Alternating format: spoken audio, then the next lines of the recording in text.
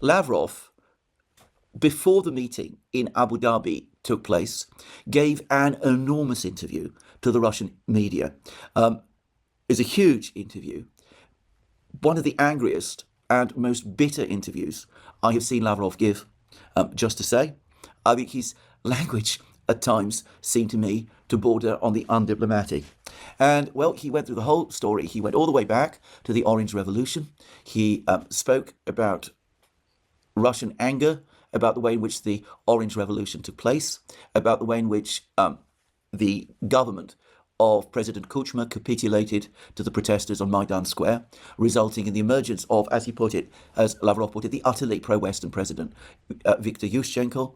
He also spoke about the fact that at the time of the Maidan protests in 2014, February 2014, Putin received a call from President Obama of the United States, over the course of which Obama urged Putin to lend his support to a compromise proposal that had just been hammered out between President Yanukovych of Ukraine and the Maidan protesters, how Putin agreed, and how Yanukovych then went ahead and signed that agreement, only to be overthrown the following day, with Obama supporting Yanukovych's overthrow after Yanukovych had just signed an agreement with the protesters at Obama's urging, and after Putin had given the green light for this agreement to be signed, also at Obama's urging. And Lavrov also spoke about how the Western powers continued to push for a settlement of the conflict in Donbass in the spring of 2014, and how, again, the Western powers went basically back on all of the promises to seek a compromise of the crisis in Donbass in the spring of 2014. And, well, Lavrov then also went on to discuss at extraordinary length the whole story of the Minsk agreements, Minsk I and Minsk II. He spoke about the wreck negotiations in February and March and April 2022 after the special military operation had begun.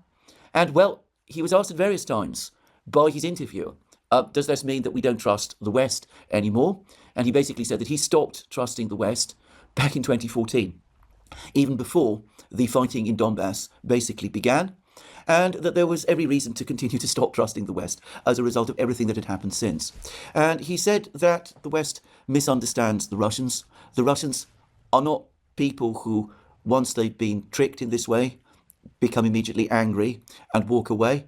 They gradually learn from each experience of deception, and eventually the point is reached when the deceptions become too many and too great.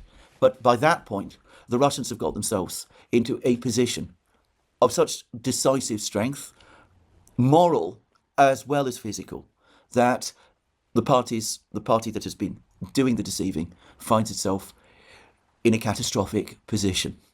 And the implication seemed to be that he doesn't trust the Americans. He spoke very critically about the Trump administration also. He said that the Russians had made some kind of concessions in Anchorage. We've never been told what they were. He says that if the Americans had acted on what had been in Anchorage, an agreement would have been reached. He says that the Russians expected that the Americans, after Anchorage, would take steps to move forward to implement the Anchorage agreements, and that there would be some kind of peace conference set up, which would indeed lead to some kind of settlement of the conflict in Ukraine. How nothing of the sort happened, how Putin himself was astonished when, instead of moving forward with the Anchorage agreements, the Americans imposed instead sanctions on the two Russian oil companies, Rosneft and Lukoil. Lavrov made fairly clear that he doesn't think very much of the way in which Donald Trump has been handling the diplomacy.